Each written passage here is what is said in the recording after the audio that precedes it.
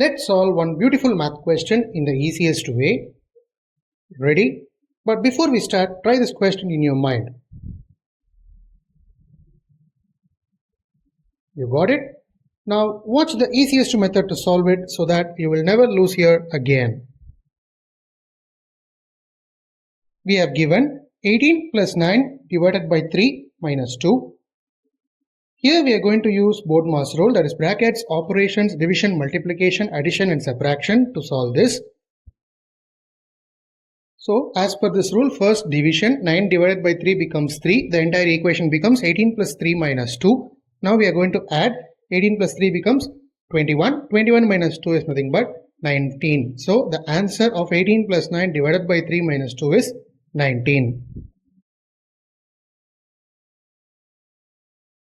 If you found this video helpful, hit a like and share it to your friends, and don't forget to subscribe my channel. Thank you friends, we will meet in a new interesting video.